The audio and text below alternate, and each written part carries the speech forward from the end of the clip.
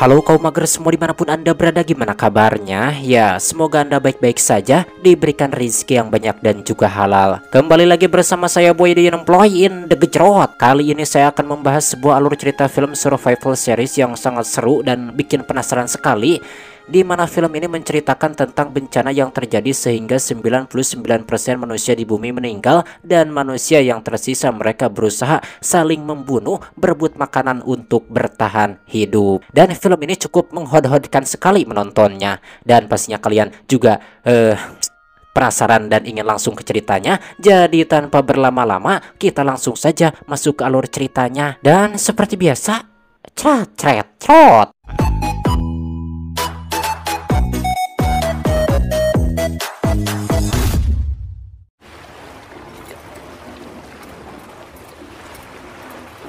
Cerita bermula dengan memperlihatkan sebuah perahu yang sedang bersantai di tengah laut berisikan 3 remaja. Gadis yang di tengah bernama Clara dan mereka berencana menghabiskan malam di sini. Kemudian Clara keluar perahu melihat pemandangan kota yang indah.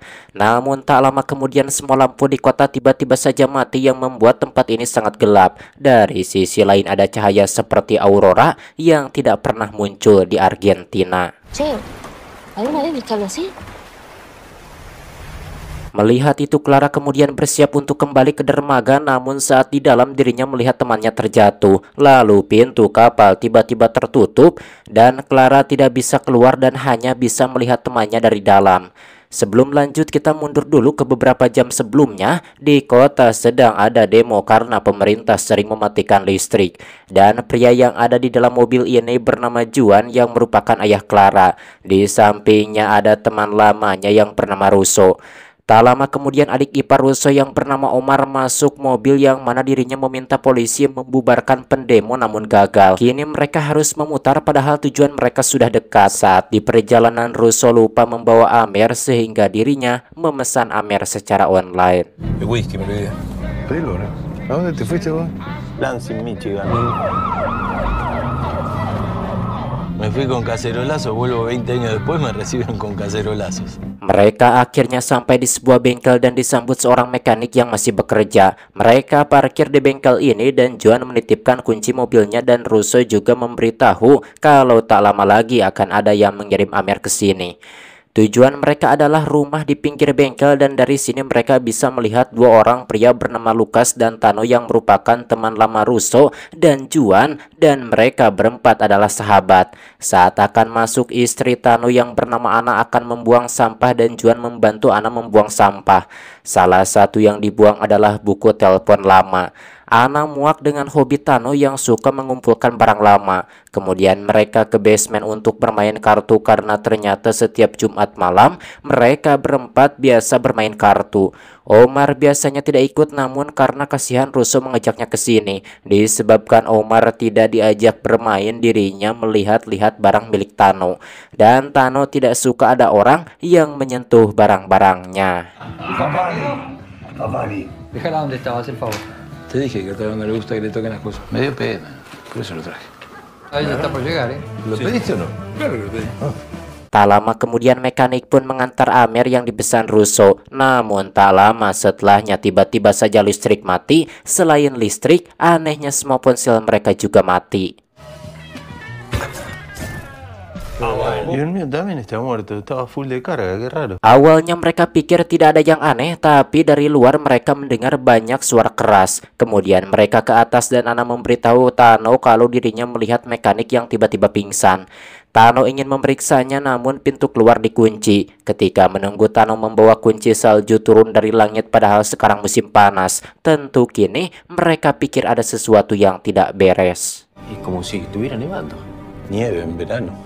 Lalu Tano pun berniat memeriksa mekanik keluar, namun Ana melarangnya karena curiga dengan salju ini. Tak lama kemudian mereka melihat sebuah mobil yang menabrak mobil lain. Itu artinya suara yang mereka dengar sebelumnya adalah kecelakaan kendaraan. Tano pikir ada sesuatu dengan salju ini dan dirinya meminta semua orang untuk menutup semua jendela dan saluran ventilasi keluar agar rumah ini tetap steril. Namun Russo sangat panik karena mengkhawatirkan istrinya. Russo ingin keluar namun Lukas menghentikannya. Akan tetapi Russo tidak peduli sehingga dirinya memaksa keluar dengan hanya menggunakan jaket sebagai pelindung. Namun tak lama kemudian Russo mati dan semua orang bisa melihatnya.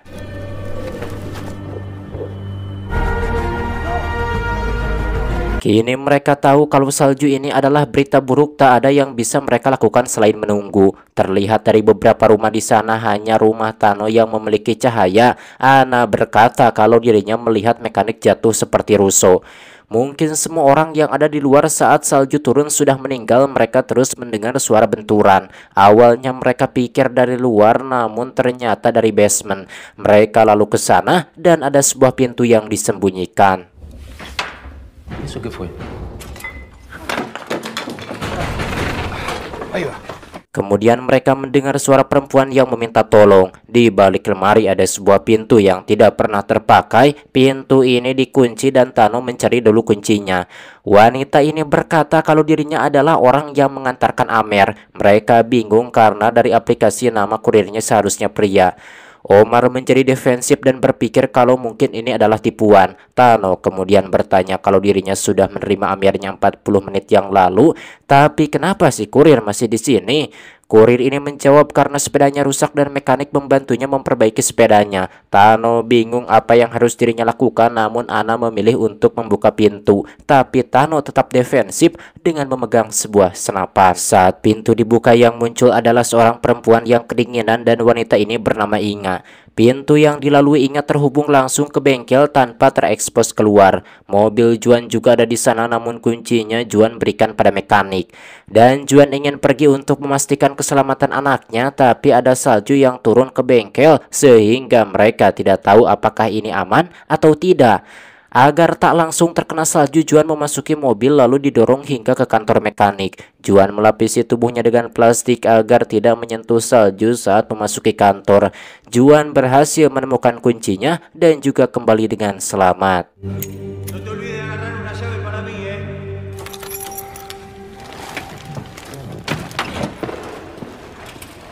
Mereka mencoba banyak mobil namun tidak ada satupun mobil yang mau menyala. Sementara itu Lukas bertanya, kenapa Inga menjadi kurir? Inga menjawab kalau pesanan ini adalah milik kakaknya dan dirinya menggantikannya. Namun saat akan pulang sepedanya rusak sehingga Inga memperbaikinya dulu bersama mekanik dan tanpa diduga hal ini menyelamatkan hidupnya. Sementara itu salju masih turun dan mobil tidak bisa menyala sehingga mereka hanya bisa menunggu.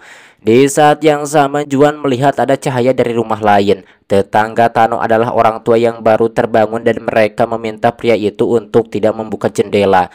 Namun karena penasaran, pria itu justru malah membuka jendela dan meninggal seketika. Tak lama kemudian istrinya juga menyusulnya.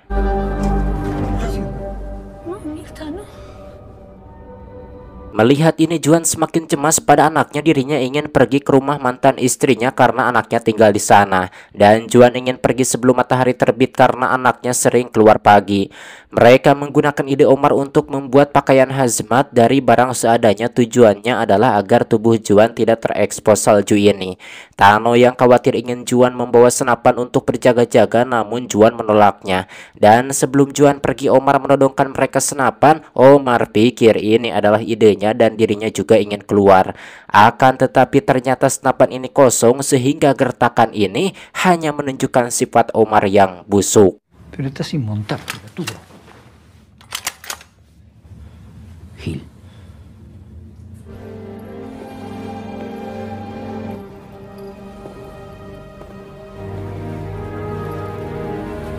Kini Juan bisa keluar saat matahari terbit. Salju turun semalaman sehingga jalanan dipenuhi salju. Pakaian Juan berfungsi sehingga dirinya tidak mati seperti Russo. Kemudian Juan berjalan dengan tujuan apartemen mantan istrinya yang jaraknya sekitar 5 km.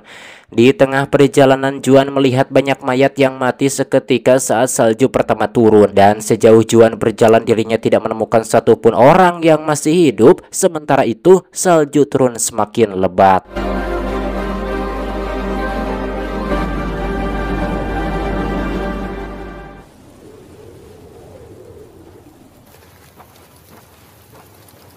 Diketahui bahwa dulunya Juan adalah seorang tentara dan dirinya memiliki PTSD. Dari lebatnya salju, Juan melihat seorang tentara, namun semua ini hanya imajinasinya.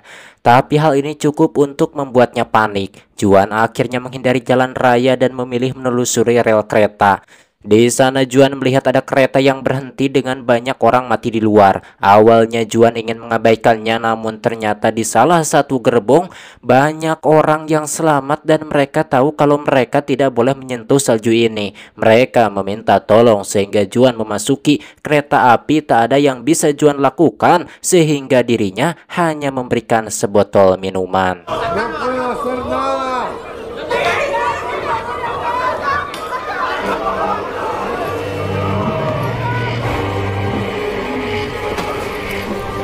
Setelah berjalan cukup jauh, akhirnya Juan sampai di apartemen mantan istrinya. Ada mobil yang menabrak pintu sehingga banyak yang meninggal di lobi. Tempat ini steril sehingga Juan bisa membuka maskernya. Di sini Juan bisa melihat kalau banyak penghuni apartemen yang selamat. Namun Juan ingin mereka tidak mengetahui keberadaannya. Saat masuk ke apartemen istrinya, Juan tidak menemukan anak dan istrinya ada di sana.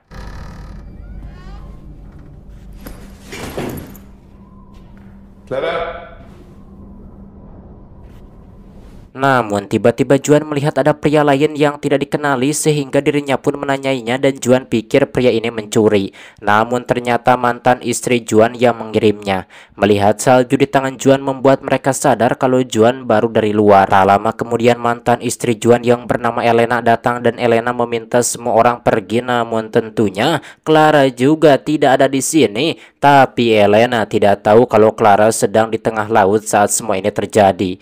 Juan yang emosi memarahi Elena karena tidak tahu kemana Clara pergi dan yang Elena tahu kalau Clara pergi bersama teman sekolahnya. Tentu Elena juga tidak tahu kalau kejadian akan seperti ini sehingga tidak melarang Clara. Namun Elena tahu kalau temannya yang didatangi Clara bernama Luna Stefano. Mendengar itu Juan pun berniat akan pergi ke sekolah untuk mencari alamatnya dan Elena ingin ikut. Akan tetapi Juan melarangnya dan menyuruh Elena untuk tetap di apartemen dan mengunci pintu. Quédate acá. Cerra con llave y no le abras a nadie. Saat keluar, penghuni apartemen sudah menunggu dan meminta keterangan Juan. Mereka bingung kenapa Juan bisa keluar dan tidak meninggal. Juan menjawab kalau tubuhnya terus tertutup dan dirinya ingin segera pergi. Namun mereka menghentikannya dan meminta menunjukkan maskernya. Akan tetapi Juan yang ingin mencari putrinya malah menodongkan pistolnya dan tidak ingin main-main. Oleh karena itu kini Juan dan Elena akan pergi, namun tentunya semua penghuni apartemen memburu mereka dan Juan hanya bisa menuruni apartemen. Namun akhirnya mereka harus bersembunyi di salah satu unit. ¡Ay, Dios! Oye, espera.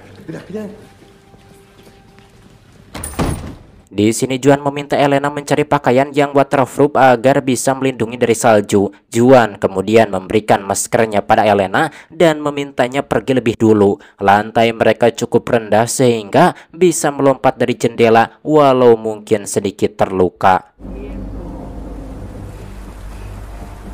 Sementara di rumah orang-orang hanya bisa menunggu dan Ana ingin memasak teh. Namun Tano melarangnya menggunakan air keran karena tidak tahu air ini aman atau tidak. Tano pikir mereka harus mencari persediaan karena tidak tahu seberapa lama salju ini akan turun. ¿Por acá no hay algún chino cerca? ¿Cómo te pensás que va a haber algún local abierto? Saat yang lain memasak, Inga memeriksa senapan dan sepertinya Inga terbiasa memegang senjata. Tano lalu meminta Inga mengembalikannya. Kemudian Inga menjelaskan kalau dirinya ikut wajib militer di negaranya. Di saat yang sama gas juga berhenti karena tanpa listrik tidak ada tekanan untuk mengalirkan gas. Menerima kenyataan ini Inga sudah muak dan ingin pergi keluar, namun Omar melarangnya. Sementara Tano pikir lebih baik Inga keluar, akan tetapi pintu ke bengkel kembali Tano kunci. Diam-diam Tano membuat masker custom dan dirinya ingin pergi ke kantor damkar untuk mencari masker bagi semua orang. Namun Tano tidak tahu apa masker buatannya berfungsi atau tidak sehingga dirinya yang akan pergi dan ingin meminjam sepeda Inga. Tapi lampu di sepeda itu menyala dan ini adalah satu-satunya sumber listrik yang menyala sejak salju turun. Tano lalu memeriksanya dan ini hanyalah lampu sepeda biasa. Una lámpara de filamento común y corriente. Tano kemudian mencoba menyalakan pemutar musik piringan hitam dengan aki dan mesin itu berputar. Artinya benda elektronik jadul masih bisa digunakan. Tahu prinsip ini membuat mereka bisa pergi ke kantor pemadam kebakaran dan membawa pakaian pemadam serta masker. Kembali ke tempat Juan di mana penghuni apartemen berhasil membobol ruangan dan kini tinggal hanya ada Juan di sini. Mereka pikir Juan terkepung, namun Juan memiliki ide lain. Dirinya memecahkan jendela kemudian menutup kepalanya dengan plastik sehingga membuat orang-orang berlarian. Sementara Juan memanfaatkannya untuk melarikan diri. Juan kemudian melompat dari jendela ke atap mobil sehingga bisa keluar tanpa masalah. Namun karena dirinya menggunakan plastik sebagai masker, pada akhirnya Juan kehabisan oksigen dan pingsan.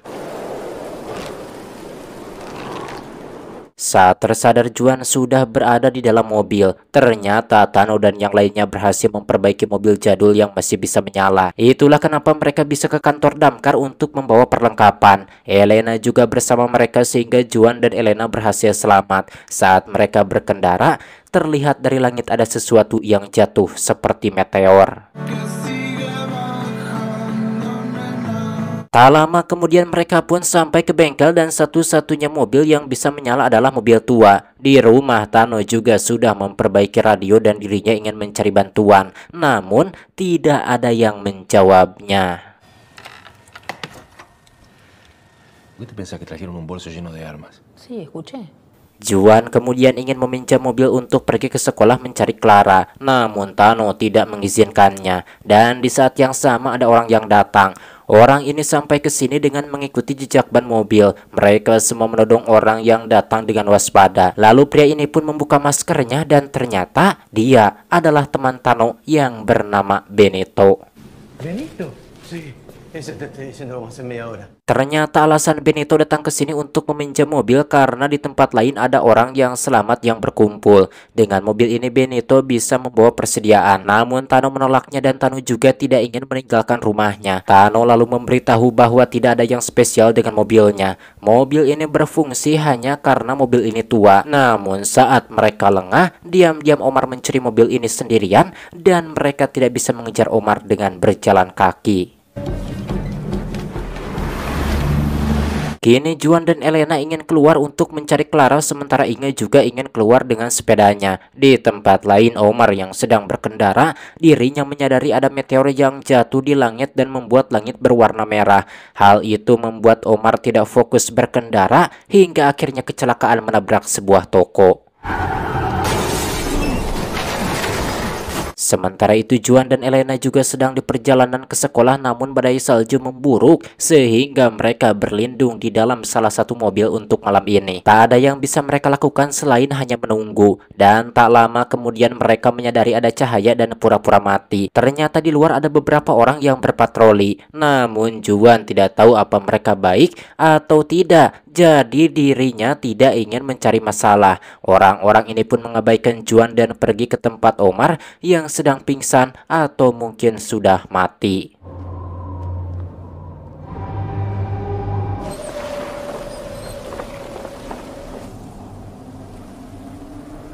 Keesokan harinya Juan dan Elena berhasil sampai ke sekolah Clara. Mereka menemukan foto Clara yang merupakan anggota tim sepak bola. Di sana juga ada foto teman Clara.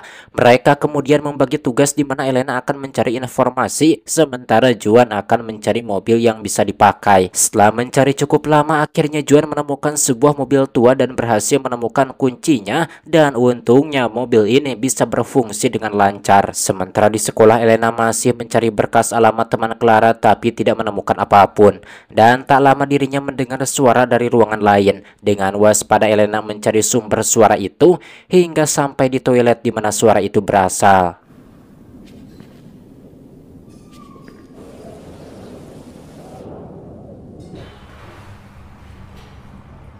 Ternyata ada sebuah pintu yang dikunci dengan sapu. Saat diintip, Elena bisa melihat ada seseorang di sana dan orang itu meminta Elena untuk membuka pintu. Namun Elena memilih menunggu Juan. Tak lama kemudian Juan kembali ke sekolah dan Elena memberitahu kalau ada beberapa anak yang menyelinap ke sekolah di malam hari. Anak itu dikurung kemudian ditinggalkan dan anak itu tidak tahu kalau teman-temannya tidak membebaskannya karena mereka sudah mati. Juan kemudian membuka pintu dan anak ini bernama Pablo. Juan lalu memberitahu keadaan sekarang, namun tentunya Pablo tidak mempercayainya. Pablo yang sudah dikurung selama 2 hari melarikan diri, dan di luar Pablo bisa melihat teman-temannya yang sudah meninggal.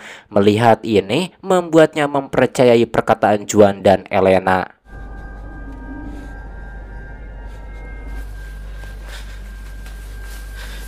Dan kini Pablo mengkhawatirkan orang tuanya yang mana dirinya meminta Juan mengantarnya. Namun Juan menolak karena dirinya sedang mencari Clara putrinya. Elena lalu menunjukkan foto Clara, namun Pablo tidak mengenali Clara, tapi dirinya mengenali teman Clara. Pablo tahu rumah teman Clara, namun dirinya ingin Juan mengantarnya ke rumahnya lebih dulu. Tak lama kemudian mereka pun sampai ke rumah Pablo dan Juan meminta Pablo menunggu di mobil sementara dirinya dan Elena akan memeriksa rumah. Di sini mereka melihat keluarga Pablo sedang berpesta di luar dan semuanya meninggal di meja makan. Pablo yang penasaran menyelinap ke rumah dan dirinya ingin mendekati mayat keluarganya. Namun Elena menghentikannya karena Pablo bisa mati jika keluar tanpa perlindungan. Otra vez en cero. Juan kemudian membawa Pablo pergi dan kini Pablo demam. Juan pikir sebaiknya dirinya pulang ke rumahnya, namun lokasinya cukup jauh. Elena pikir sebaiknya mereka ke rumah Tano untuk merawat Pablo. Mereka lalu berhenti di sebuah apotek untuk mencari obat. Diketahui bahwa Elena adalah seorang dokter sehingga dirinya sangat berguna. Selain mencari obat untuk Pablo, mereka juga mencari obat-obatan penting. Tak lama kemudian ada orang yang meminta tolong. Yang datang adalah wanita hamil yang sedang kontraksi. Juan tidak ingin membuka pintu, namun Elena yang baik ingin menolong sehingga Juan pun setuju dan membiarkan wanita itu masuk. Namun sesuai dugaan ini hanyalah jebakan dari belakang. Pasangan perempuan ini datang untuk mencuri mobil Juan. Juan dan Elena dikunci di toilet agar mereka tidak dikejar. Namun mereka tidak menyadari Pablo sehingga Pablo bisa membebaskan mereka. Kini mereka harus melanjutkan perjalanan dengan berjalan kaki dan di perjalanan mereka melihat satu keluarga yang selamat. Namun mereka sangat waspada dan Elena tidak ingin Juan menjadi penjahat sehingga mereka meninggalkan keluarga itu. Mereka menghindari jalan raya dan berjalan menyusuri rel kereta. Juan kemudian memeriksa kereta yang berisi banyak orang selamat yang dilihat sebelumnya. Namun sekarang gerbong ini sudah kosong, tapi anehnya di sana tidak ada mayat mereka.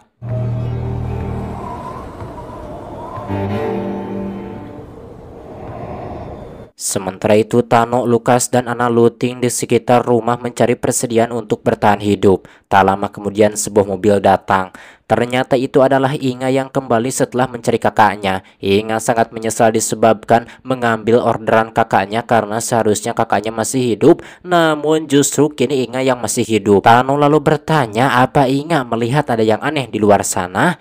Inga menjawab kalau dirinya tidak menemukan apapun selain mayat kakaknya. Kini Tano mempercayai Inga dan memberinya sebuah pistol karena Inga pernah memegang senjata, dan Tano ingin Inga menjaga rumah. Setelahnya Tano dan Lukas pergi untuk mencari persediaan lebih jauh dan mereka ingin pergi ke kantor damkar. Lukas bingung kenapa mereka tidak mencari makanan lebih dulu. Tano menjawab kalau ada banyak makanan di supermarket, yang penting adalah merubah bengkel menjadi benteng karena saat apokalips ancaman terbesar adalah manusia yang ingin bertahan hidup. Tak lama kemudian mereka sampai, namun tempat ini sudah kosong yang artinya sudah ada kelompok lain yang looting tempat ini.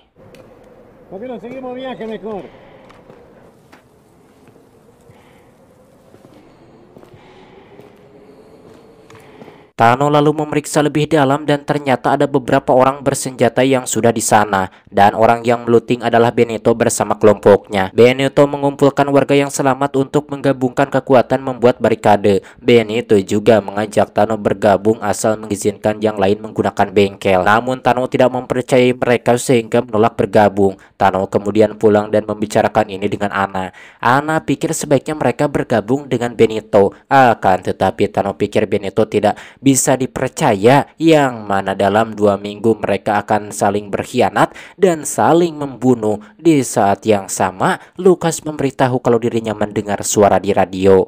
Acá Alfredo Favalli de Argentina. ¿Hay alguien? Tano mencoba menghubungi orang di radio dan berhasil terhubung dengan orang dari Uruguay. Namun ternyata kejadian yang sama juga terjadi di Uruguay.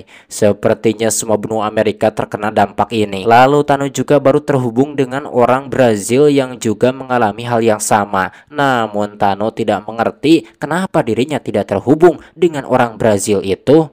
¿De Brasil de dónde?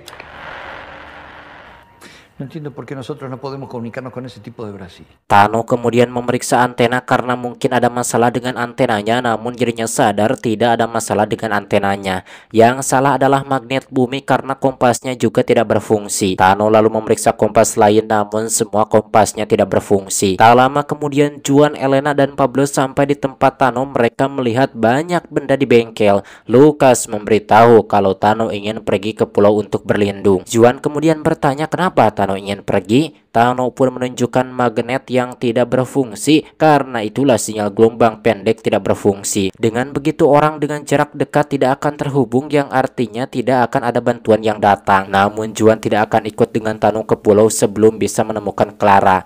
Tano pikir kalau mungkin Clara sudah meninggal, akan tetapi Juan tidak menerima perkataan ini. Namun dirinya juga tidak ingin melakukan apapun pada Tano, mengingat Tano adalah sahabatnya.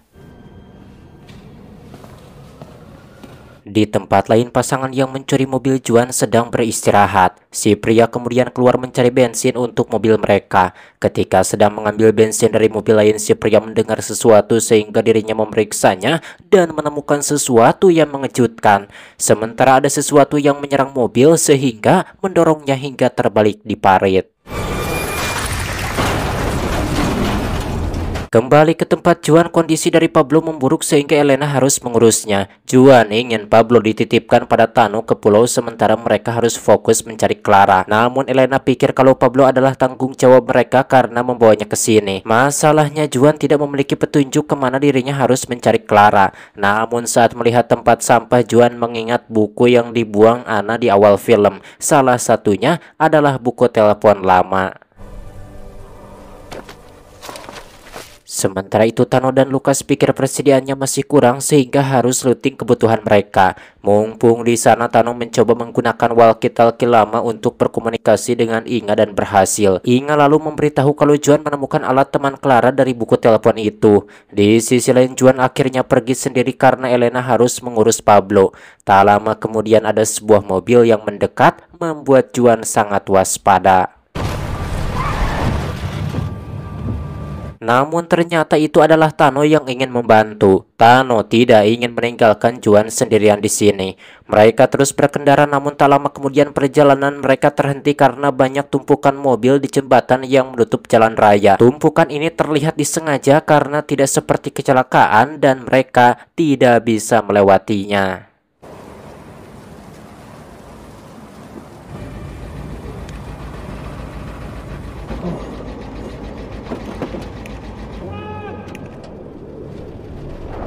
Tak lama kemudian ada beberapa mobil yang datang, ternyata itu adalah tentara yang menggunakan mobil jadul. Mereka meminta Juan untuk tidak di sini karena terlalu berbahaya. Tentara juga belum tahu apa yang sedang terjadi dan hanya bisa meminta orang-orang menunggu di rumah masing-masing. Namun Tano dan Juan tidak mendengarkan perkataan tentara. Mereka bisa memutari jembatan untuk ke rumah teman Clara. Akan tetapi tentara sudah menunggu mereka bahkan tanpa ragu menembak. Namun yang ditembak bukan mereka, melainkan sesuatu yang di atas jembatan. Mereka melihat ada beberapa monster yang menyerang tentara. Karena tidak fokus berkendara, mereka mengalami kecelakaan, di mana monster yang menyerang tentara berbentuk seperti kumbang raksasa. Mereka sangat kuat sehingga tidak mudah dibunuh. Mereka membalut mangsanya dengan jaring seperti laba-laba. Ada juga yang menyerang Juan dan Tano, namun mereka berhasil selamat dengan bersembunyi.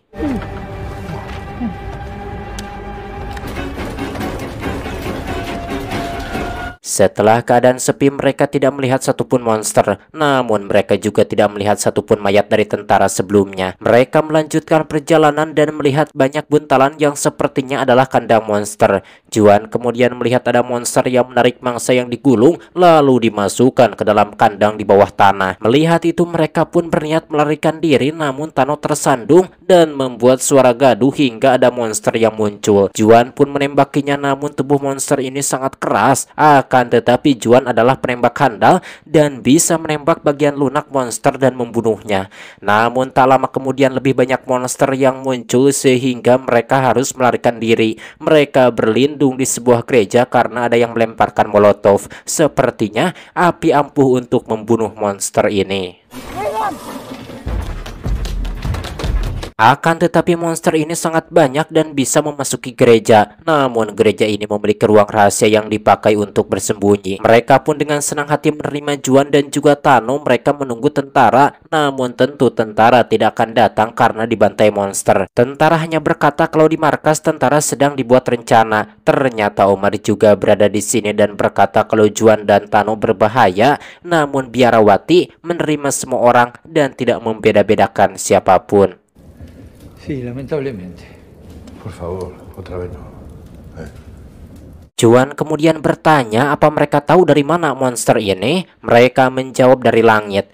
Juan dan Tano lalu ke lantai atas dan bisa melihat banyak meteor yang jatuh. Sepertinya meteor-meteor ini adalah monster yang artinya ini adalah inovasi alien. Walau di luar berbahaya, namun Juan tidak ingin menunggu di sini yang mana dirinya tetap akan pergi ke rumah teman Clara. Namun setelah melihat monster membuat Tano sangat ketakutan. Tak lama kemudian ada penghuni gereja yang kembali setelah mencari persediaan. Juan tidak ingin menunggu sehingga dirinya akan pergi. Omar kemudian menemuinya untuk memberitahu ada jalan di bawah tanah yang dulu sering dipakai gelandangan. Omar pikir tempat ini tidak aman untuk dijadikan base camp dan harus pindah. Omar lalu membahas tentang pergi melewati terowongan dengan yang lainnya. Namun mereka terlalu takut untuk mencoba. Juan memberitahu kalau dirinya melihat mobil di jembatan yang bisa dipakai. Mendengar itu orang-orang setuju karena terlalu berbahaya untuk tetap tinggal di sini. Namun tidak semua orang akan pergi, salah satunya adalah gelandangan dan juga biarawati yang memilih untuk tetap di sini.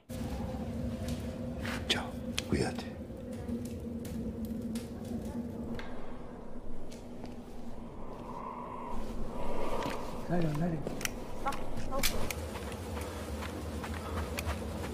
Malam harinya mereka mengendap-endap keluar. Masalahnya mereka membawa seekor anjing dan juga bayi di antara mereka dan cahaya dari meteor menerangi malam menjadi berwarna merah. Sepertinya monster ini tidur di malam hari karena mengabaikan mereka. Mereka berhasil menemukan terowongan yang sudah ditutup tembok. Yang perlu mereka lakukan adalah membuat lubang agar bisa melewati jembatan.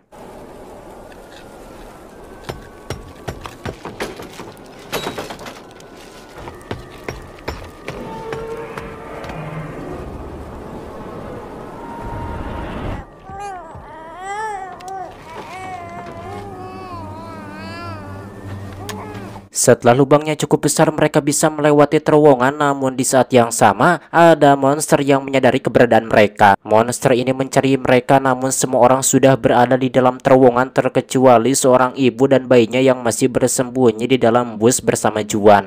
Tapi untung saja tak lama kemudian semua monster ini pergi karena mendengar suara lonceng.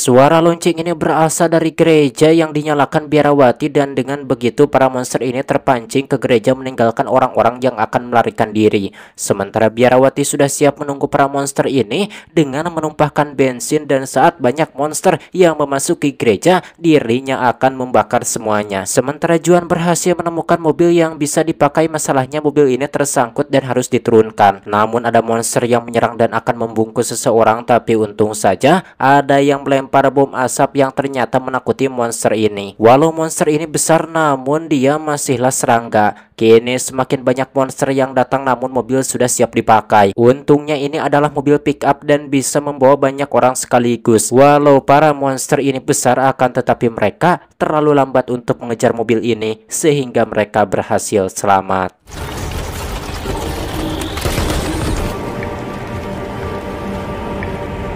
Di tengah jalan, Juan, Tano, dan Omar memilih turun untuk kembali ke bengkel Tano. Sementara yang lain akan pergi ke Campo de Mayo, yakni markas tentara. Saat di perjalanan ke bengkel, Tano melihat banyak warga Benito yang berjaga di atap namun tidak melakukan apapun. Tak lama kemudian Juan juga sampai ke bengkel. Untungnya Juan pulang karena ternyata Clara ada di sana dan saat ini sedang tidur. Tano lalu berkata kalau mereka harus secepatnya pergi, sementara Lucas, Ana, dan Elena masih belum tahu tentang monster kumbang karena di bagian kota ini masih belum terjamah. Ya lo vi. Toca. Ya está.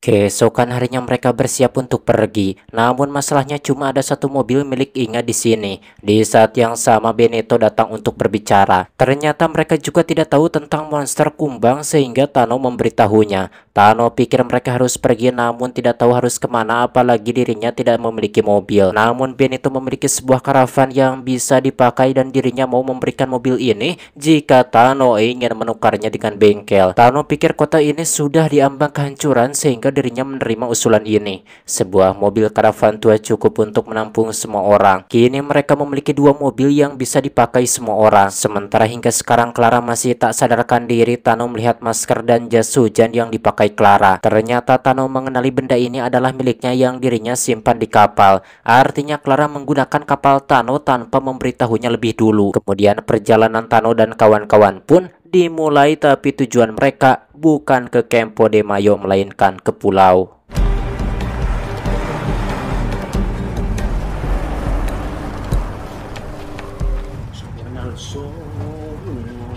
Calentitas todavía. ¿Y eso? Tortillitas santiagueñas. Namun di tengah perjalanan mereka hampir mengalami kecelakaan, tapi untungnya mereka berhasil menghindar. Singkat cerita, mereka akhirnya sampai ke dermaga, namun di sana tidak ada air. Sejauh mata memandang tidak ada air, laut seolah akan menjadi tsunami. Lalu di sana mereka melihat ada orang yang meninggal saat memancing. Mereka melihat di embernya masih ada air dan ikan, padahal salju ini sudah turun beberapa hari. Tentu dengan air yang menghilang mereka tidak bisa menggunakan perahu. Mereka juga tidak bisa berjalan hingga ke pulau sehingga tujuan mereka sekarang adalah Campo de Mayo. Sebelum pergi, Tano memeriksa kapalnya lebih dulu dan sesuai dugaan kapalnya tidak ada di dermaga. Kemudian mereka melanjutkan perjalanan dan melihat banyak mobil di sisi lain jalan. Selain itu mereka juga melihat mobil yang hampir kecelakaan dengan mereka sebelumnya mengalami kecelakaan dan semua orang yang mengendarainya mati. Tapi ini bukan kecelakaan karena dari masker mereka ada lubang bekas peluru. Di saat yang sama, Clara akhirnya terbangun. Ma. Clara kemudian bertanya apakah dua temannya sudah aman. Ternyata Clara tidak mengingat kalau dua temannya sudah meninggal. Lalu Tano bertanya apa Clara menggunakan kapalnya. Namun Clara membantahnya, entah Clara berbohong atau memang tidak ingat, tapi Clara berkata kalau dirinya di rumah ibunya. Tano menunjukkan masker selam yang digunakan Clara dari kapal Tano, namun Clara bahkan tidak ingat kalau dirinya pernah menggunakan masker ini. Dalam perjalanan mereka berhenti di supermarket. Di sana banyak orang dan kelihatannya mereka baik-baik wae. Mereka kemudian memasuki parkiran dan tidak ada satupun yang menjadi waspada. Itu artinya kalau di sini memang damai. Supermarket ini sangat besar sehingga kebutuhan semua orang bisa terpenuhi tanpa harus berebut. Tak ada orang yang menguasai tempat ini sehingga semua orang bebas mendirikan tenda dimanapun. Di sana juga ada orang yang berasal dari gereja dan Clara memiliki teman seusianya sehingga mereka bermain. Di malam harinya orang-orang berpesta seolah tidak terjadi apa-apa. Juan lalu bertanya apa orang-orang melihat penembak mobil yang mereka lihat sebelumnya, namun tidak ada yang tahu apa-apa. Kemudian saat itu Clara ditawari makanan daging oleh seorang pria bernama Mikey yang wajahnya tidak begitu sempurna. Akan tetapi Clara menolak karena dirinya vegetarian. Melihat ini membuat Clara merasa aneh, kemudian tiba-tiba memukuli kepalanya sendiri. Di sini Mikey bingung kenapa Clara seperti itu, padahal sebelumnya mereka pernah bertemu. Sementara itu Juan dan Elena membawa Clara untuk beristirahat. Elena tahu ada yang aneh dengan Clara, namun Juan merasa kalau Clara hanya perlu beristirahat di tempat yang tenang seperti di pulau. Akan tetapi Elena pikir sebaiknya Clara dibawa ke Campo de Mayo karena di sana ada rumah sakit. Alasan Juan tidak ingin ke Campo de Mayo karena dirinya mantan tentara dan tempat itu memberinya kenangan buruk. Tano kemudian menunjukkan catatan keluar masuk kapal dari dermaga. Di sana tertulis kalau Clara membawa kapal Tano, sehingga walau kembali ke dermaga belum tentu mereka bisa ke pulau. Waktu berlalu dan kini orang-orang tidur sementara beberapa bermain kartu. Lucas juga ingin bermain kartu namun dirinya ingin main sambil minum-minum. Kemudian Lucas pun pergi mencarinya minuman Amer hingga ke gudang dan berhasil menemukannya.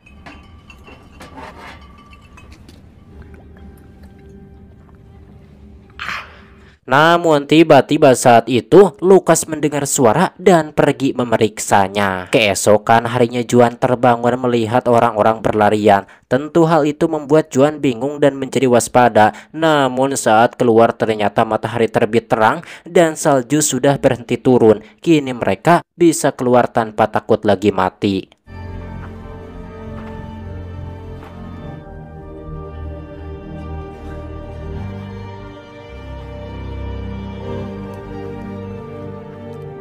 Tentu ini adalah berita baik karena mereka tidak perlu bersembunyi lagi. Dan Tano pun menyadari kalau kini kompas sudah berfungsi namun terbalik di mana kini selatan adalah utara. Kemudian mereka yang menyadari kalau Lucas tidak ada pun pergi berpencar mencarinya namun mereka tidak berhasil menemukan Lucas. Sementara di luar ada 3 orang yang datang ke supermarket. Mereka membawa senjata dan tanpa ragu mulai menembaki orang-orang.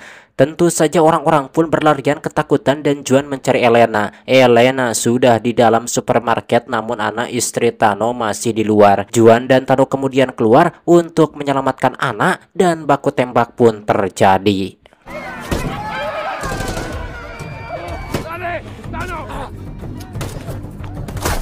Di sini Juan berhasil membunuh salah satu penembak, namun penembak lain menemukan Mikey dan kakaknya yang bersembunyi di tong sampah.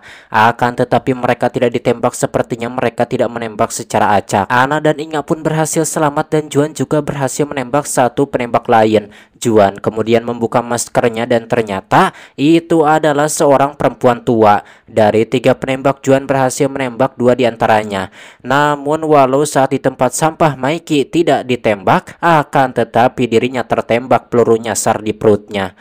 Elena yang merupakan seorang dokter pun ingin membantu namun kondisi Mikey sangat buruk. Tak lama kemudian tentara datang dengan Lucas di antara mereka. Ternyata Lucas yang meminta tentara ini ke sini dan akan pergi ke Campo de Mayo. Orang-orang kemudian diangkut mobil tentara ke Campo de Mayo. Di perjalanan Lucas memberitahukan kalau dirinya terbangun di jalan dengan tentara yang sedang berpatroli. Tano lalu bertanya bagaimana Lucas bisa berada di jalan sejauh ini. Lucas menjawab kalau dirinya minum Amer kemudian mabuk dan tahu-tahu sudah ada di sini.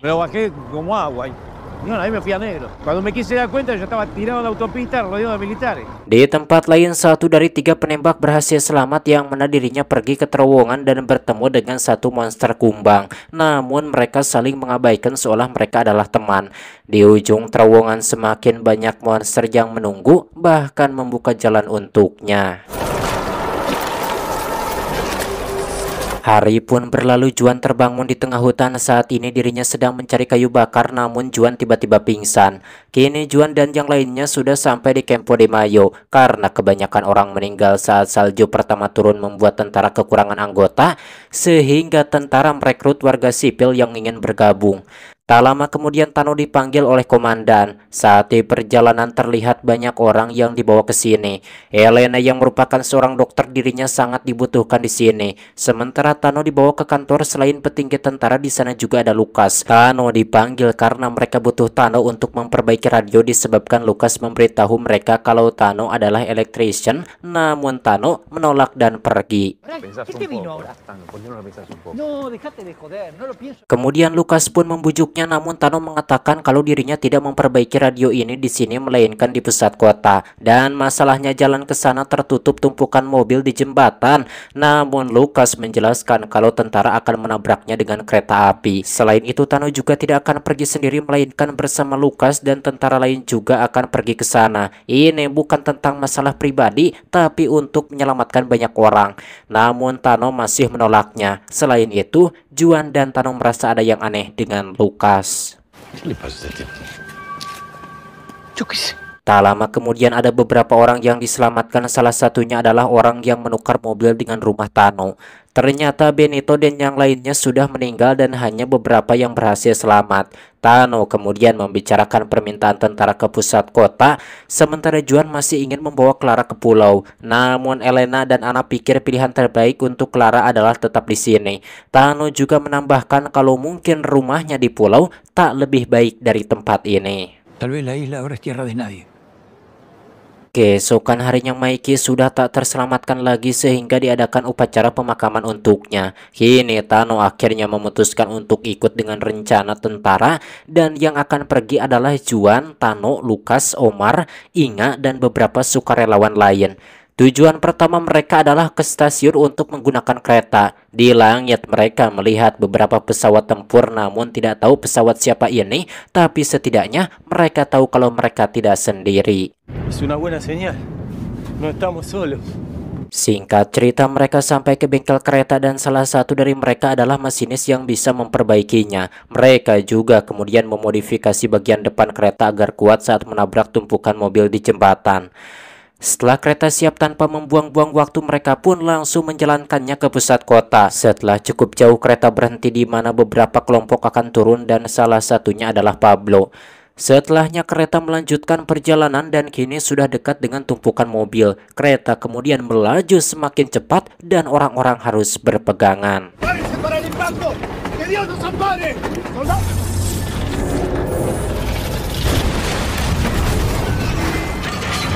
Karena sudah dimodifikasi, kereta ini bisa menabrak tumpukan mobil tanpa terguling. Tak ada monster yang menyerang sehingga perjalanan mereka berjalan lancar tanpa masalah.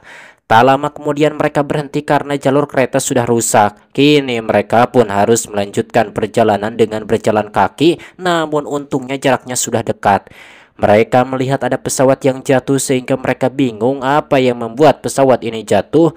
Perjalanan mereka pun berjalan dengan lancar sehingga mereka bingung kemana para monster ini. Mereka kemudian memasuki sebuah gedung dan beberapa orang berjaga. Sementara Tano dan yang lainnya akan memperbaiki radio, sedangkan Inga dan sisanya memeriksa pesawat yang jatuh. Di sana mereka menemukan sebuah bom yang belum digunakan dan berdasarkan maps, sepertinya target pesawat ini adalah untuk membom stadion. Namun saat keluar pesawat mereka dikepung warga sipil yang sepertinya sedang dalam pengaruh sesuatu. Sementara itu Tano berhasil memperbaiki radio dan saat ini sedang menyebarkan berita lewat radio dan antena besar agar bisa menyebarkannya seluas mungkin. Gracias. Orang-orang dari Campo de Mayo bisa mendengar pesan suara ini dari radio yang artinya mereka berhasil, kemudian menembakkan flare sebagai informasi kalau rencana ini berhasil. Tim Pablo melihat flare ini sehingga tahu rencana ini berhasil dan dirinya juga menembakkan flare agar tim Tano bisa mengetahui kalau rencana mereka berhasil. Namun di tengah kebahagiaan ini, Omar menyadari ada cahaya aneh yang berasal dari stadion.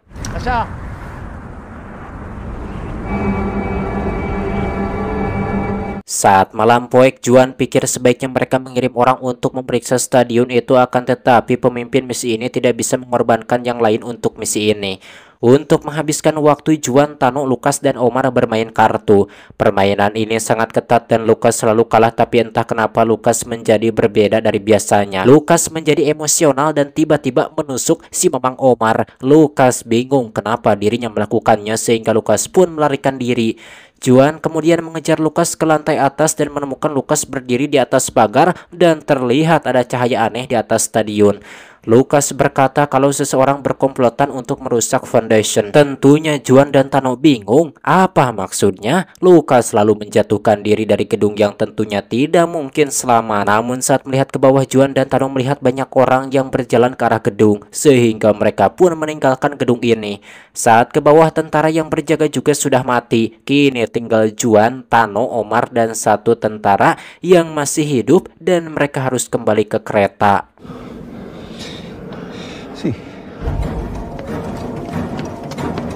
Namun saat sampai yang tersisa tinggal kepala keretanya dan mereka pikir orang lain sudah meninggalkannya. Namun ternyata kereta yang berjalan masih di sana dan Omar kehilangan banyak darah sehingga dirinya berlari sambil menahan rasa sakit.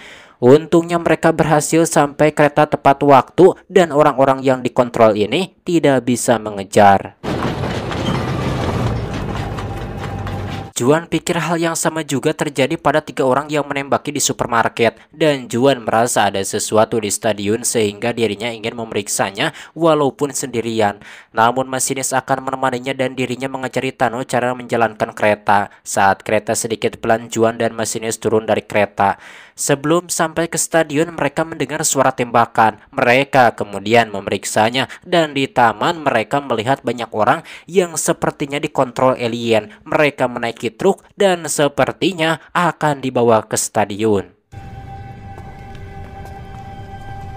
Juan dan masinis selalu menaiki gedung yang tinggi yang mana dari atas sana mereka bisa melihat banyak meteor yang jatuh dan juga banyaknya orang yang dikontrol. Langit berwarna merah karena cahaya dari meteor, namun di bawah gazebo muncul cahaya berwarna biru. Di bawah gazebo itu ada musuh sebenarnya. Makhluk ini memiliki 17 jari dari satu tangannya. Sepertinya makhluk ini sedang menggunakan alat yang bisa mengendalikan orang-orang. Di sini Juan pun hanya bisa melihat tanpa bisa melakukan apapun. Dan film pun tamat. Bagaimana menurut kalian ceritanya? Seru gak? Tulis saja di kolom komentar dan saya tidak bisa mengomentarinya lah pokoknya. Ini teh jadi begini gitu.